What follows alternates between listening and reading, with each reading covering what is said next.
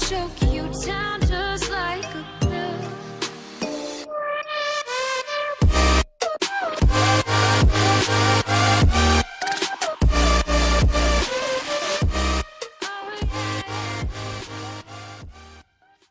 Hey guys and welcome back to Immortal Hulk. ये वाली कहानी मेन स्टोरी से नहीं जुड़ी हुई और ये तब की है जब इमॉर्टल हल्क फिर से जिंदा हो जाने के बाद अकेला घूमा करता। ब्रूस बैनर एक बस में बैठा कहीं जा रहा है। खुला आसमान है, दूर दूर तक सिर्फ हरियाली दिखाई दे रही है, ना ही कोई दीवारें और ना ही कोई सरहदें। फिर भी जब से हम इस जगह से गुजरना चालू हुए हैं तब से मैं ठीक से सांस क्यों नहीं ले पा रहा। यहाँ कुछ तो गलत है। मेरी खोपड़ी के पिछवाड़े में खुजली हो रही है। तो गैस इसीलिए अपना ब्रूस बैनर पास के गांव में उतर गया। उसने इस इलाके के न्यूज़पेपर को छानने की कोशिश की कि शायद उसे कुछ मिल जाए। तब उसे न्यूज़पेपर के अंदर एक लड़की की न्यूज़ मिलती है जो पिछले 3 दिन से गायब है। उसे देखते ही ब्रूस बैनर समझ चुका था कि ये लड़की बाकियों से अलग है और सिर्फ मैं ही नहीं हूँ जो यहाँ पे आया। कई सारे रिपोर्टर्स भी यहाँ आए हुए हैं। हालांकि उन्हें गामा ने नहीं बुलाया, लेकिन मुझे जरूर गामा ने बुलाया है। 3 दिन पहले 9 साल की एक बच्ची रेबेका ग्रीन अपने घर के पीछे खेल रही थी और जब उसके डैड ने उसे डिनर के लिए आवाज लगाई वो कभी नहीं लौटी। उसके फादर और उसके आसपास के पड़ोसियों ने रात भर खोजबीन की, लेकिन उन्हें वो कहीं नहीं मिली। हालांकि कुछ और जरूर मिला।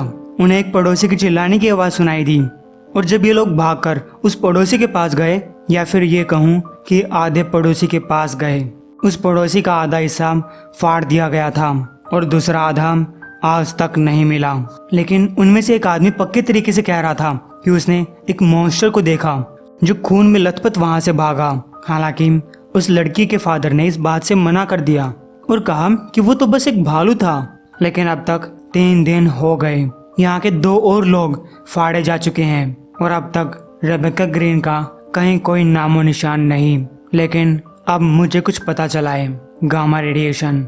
गाइस ब्रूस बैनर उसी लड़की के घर के पिछले वाले मैदान में पहुंच चुका था जहां आसपास उसे गामा रेडिएशन की स्मेल आ रही है, जैसे कि इस हवा के अंदर चारों तरफ गामा रेडिएशन फैली हो।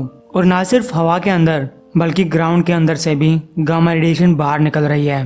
तभी ब्रूस बैनर को उस घर के पीछे एक एक्सपेरिमेंटल फार्म दिखाई दिया जो एक गवर्नमेंट प्रॉपर्टी है। यहाँ बाहर के लोगों का आना जाना मना है, लेकिन उसके फेंसेस को फाड़ दिया गया था जैसे कि एक बहुत बड़ी ताकत उसे चीरती हुई निकल गई हो। उसी फेंस के पास ब्रूस बैनर को एक हेयर पिन मिली और तभी किसी ने कहा, तुम यहाँ मेरे घर के पीछे क्या कर रहे हो। गाइस बैनर पीछे मुड़कर देखता है तो उस लड़की का फादर शॉटगन लिए खड़ा था। बैनर ने कहा, मिस्टर ग्रीन मैं तो बस। मिस्टर ग्रीन बोलता है, तुम्हें मेरा नाम कैसे पता। बैनर ने कहा, मैंने खबरें पढ़ी थी, आर्टिकल्स पढ़े थे। मैं यहाँ सिर्फ इसलिए आया हूँ ताकि मैं आपकी कुछ मदद कर सकूँ आपकी बेटी को ढूंढने में। मिस्टर ग्रीन कहता है, तुम बकवास कर रहे हो। आज सुबह मैंने तुम्हें पुलिस स्टेशन के पास देखा। अब मेरे सवाल का जवाब दो वरना मैं तुम्हारे चेहरे पे एक गोली दाग दूंगा। आखिर तुम कौन हो और मेरे फार्म के आसपास छुप छुप कर क्या कर रहे हो। तो गाइस बैनर उसका ध्यान उसी गवर्नमेंट प्रॉपर्टी की तरफ कराता है। उसने कहा, मुझे लगता है कि यहाँ कुछ गलत हो रहा है। ऐसा लग रहा है कि यहाँ से कोई बुरी चीज बाहर निकली थी, कोई ऐसी चीज जिसने आपसे आपकी बेटी छीन ली। मिस्टर ग्रीन कुछ टाइम के लिए सदमे में चला गया। उसे अपनी बेटी की याद आ रही थी और तब उसने बैनर के हाथ को देखा। उसके हाथ में वही हेयर पिन थी जो अक्सर उसकी बेटी यूज किया करती। झूठ है, उसने बिना गन चलाए बैनर के ऊपर हमला किया। कहाँ है वो, मेरी बेटी कहाँ है। वो बैनर के ऊपर हमला किए जा रहा था। बैनर ने कहा, मैं नहीं जानता लेकिन मैं आपकी मदद कर सकता हूँ। लेकिन वो सब देखने के बाद मिस्टर ग्रीन बैनर के ऊपर यकीन नहीं कर सकता। तभी वहाँ पुलिस ऑफिसर्स पहुंच चुके थे। वो मिस्टर रिक ग्रीन को गन नीचे रखने के लिए बोलते हैं। रिक कहता है, हो ही नहीं सकता डेरेल, ये आदमी कुछ जानता है। वो यहाँ पीछे घूम रहा था और ये इस इलाके का भी नहीं है। रिक अब भी बैनर के ऊपर गन ताने हुए है। बैनर ने कहा, मैं समझा सकता हूँ। फिर रिक ऑफिसर को हेयर पिन दिखाता है। उसके पास ये हेयर क्लिप थी जो मेरी बेटी यूज किया करती। बैनर बोलता है, ये एक मिस्टेक है, ऐसा नहीं है जो तुम लोग सोच रहे हो। लेकिन डेरेल ने कहा, चुप हो जाओ और रिक तुम घर जाओ, हम इसे संभाल लेंगे। तो गाइस ऑफिसर्स बैनर को गिरफ्तार कर लेते हैं। बैनर ने कहा, ऐसा मत करो, तुम गलती कर रहे हो। शेरिफ के साथी लेश ने कहा, तुमने सुना इसने क्या बोला। ये कह रहा है कि हम गलती कर रहे हैं। शेरिफ कहता है, मैंने अपने कानों में टट्टी नहीं भरी हुई, मुझे सब सुनाई दे रहा है। और तुम बताओ, क्या तुम एक रिपोर्टर हो। बैनर ने मना कर दिया। शेरिफ डेरेल ने पूछा, क्या तुम अपने वकील को कॉल करना चाहोगे। बैनर कहता है मेरे पास कोई वकील नहीं है। शेरिफ ने कहा अच्छा है। वो बैनर को एक जोरदार पंच के साथ गाड़ी में फेंक देता है। इसके बाद जब बैनर जागता है तो वो हवालात में था। उसे पॉपकॉर्न की स्मेल आ रही थी। लेस पॉपकॉर्न खा रहा था। उसने बैनर से पूछा क्या तुम भी खाना चाहोगे, लेकिन बैनर चिल्लाया तुम्हें मुझे यहाँ से बाहर निकालना होगा अभी।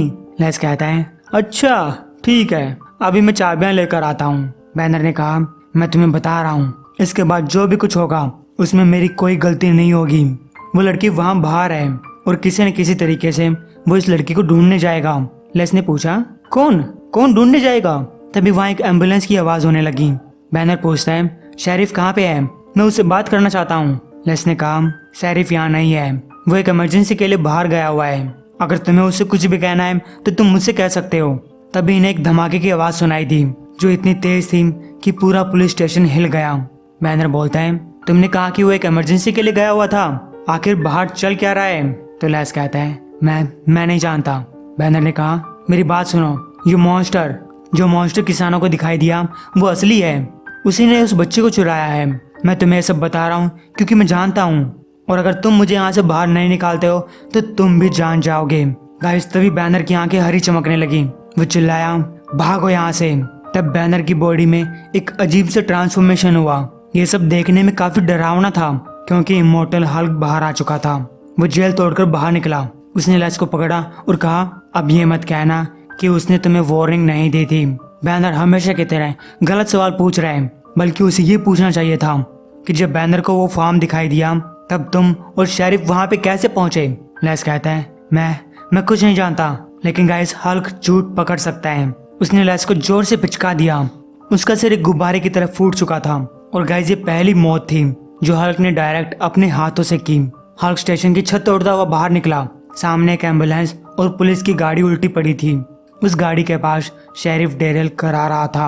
हल्क ने उससे पूछा वो फार्म के अंदर क्या कर रहे हैं। शेरिफ कहते हैं ये गवर्नमेंट का काम है, उन्होंने कहा था कि ये सब कुछ अंडरग्राउंड हो रहा है, ये सब कुछ सुरक्षित है। तो गाइस हल्क कहता है वो हमेशा ही ऐसा कहते हैं, लेकिन ये कभी सुरक्षित नहीं होता। तुम्हारी वजह से वो छोटी सी लड़की मारी गई, तुम्हें उन लोगों को बता देना चाहिए था, उन्हें पहले वार्निंग देनी थी। तो हल्क ने उस शेरिफ की बॉडी को भी एक टमाटर की तरह पिचका दिया।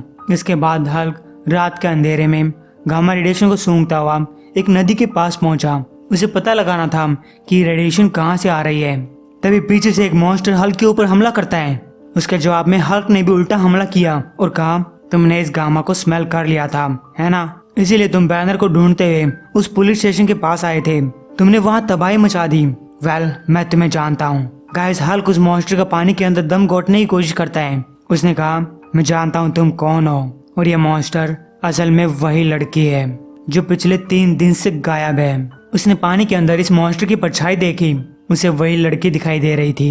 हल्क कहता है उन्होंने तुम्हारे साथ ये क्या किया, आखिर तुम कहाँ गई थी।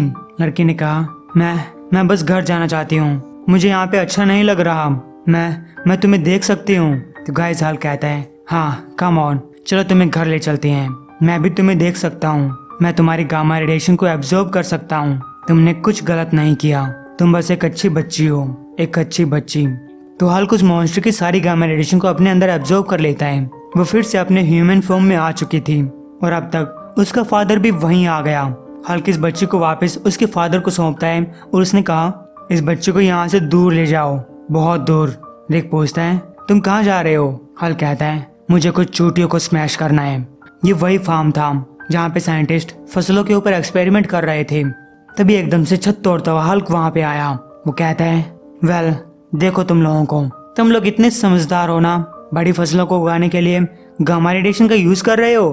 तुम्हें लगा होगा कि तुम लोगों का अच्छा कर रहे हो, किसानों की मदद करने वाले हो, इस वर्ल्ड को खाना खिलाने वाले हो, लेकिन तुमने सिर्फ मौत को जन्म दिया और डेथ अकेले नहीं आती। उस साइंटिस्ट ने कहा प्लीज मुझे छोड़ दो, मेरी एक फैमिली है। गाइस तब हल्क ने उस कैबिन की तरफ देखा जहाँ रेबेका के ऊपर एक्सपेरिमेंट किए गए थे। उसकी एक हेयर पिन अब भी वहाँ थी। हल्क उसके झूठ को पकड़ लेता है। उसने कहा अब तुम्हारे गुड बाय बोलने का टाइम है, और बाकी सब की तरह इस साइंटिस्ट को भी पिचका दिया। अब वापस जाने का कोई रास्ता नहीं है, अब कोई नॉर्मल नहीं है। उस लड़की को बचाया नहीं गया, बल्कि उसे तबाह कर दिया गया, उसे एक मॉन्स्टर बना दिया गया। उन सब साइंटिस्ट को मारने के बाद बैनर रिक के पास वापस पहुंचा। उसने कहा, जितना सामान तुम ले जा सको पैक कर लो। उसने तुम्हारे लिए कुछ टाइम निकाला है, लेकिन जब गवर्नमेंट को पता चलेगा कि उसने क्या किया, तब वो लोग ये भी जान जाएंगे कि वो लड़की क्या चीज है। वो इसे ढूंढते हुए आएंगे और जिंदगी भर इसके पीछे लगे रहेंगे। रिक पूछता है, क्या तुम्हारे साथ भी ऐसा ही होता है? बैनर ने कहा, मेरे साथ नहीं, तुम्हारी बेटी मेरी तरह अकेली तो नहीं है ना। तो गाइस, बैनर फिर से अपने रास्ते पे वापस चल दिया। वो कह रहा है, एक दरवाजा है, जब तुम उस दरवाजे के उस पार जाते हो तब तुम्हें एविल दिखाई देता है, एक ऐसा एविल जिसे तुम भूल नहीं सकते। ये एविल तुम्हारे ऊपर असर डालता है, तुम्हारे आसपास रहने वाले हर जीव के ऊपर, जिस किसी को भी तुम टच करते हो उन सब के ऊपर। बस हम सिर्फ इतनी ही उम्मीद कर सकते हैं कि जब हमारा एविल का सामना करने का टाइम आएगा तब हमें उस दरवाजे से अकेले नहीं जाना पड़ेगा। ऑफ कोर्स ये बात उस चीज के ऊपर डिपेंड करती है कि अगर तुम उम्मीद में यकीन करते हो। तो गाइस, कमेंट में जरूर बताइएगा कि आपको ये स्टोरी कैसी लगी। एम करते हैं 1000 लाइक्स के लिए। उम्मीद आप जल्दी पूरा करवा देंगे और देखते रहिए कॉमिक बुक यूनिवर्स।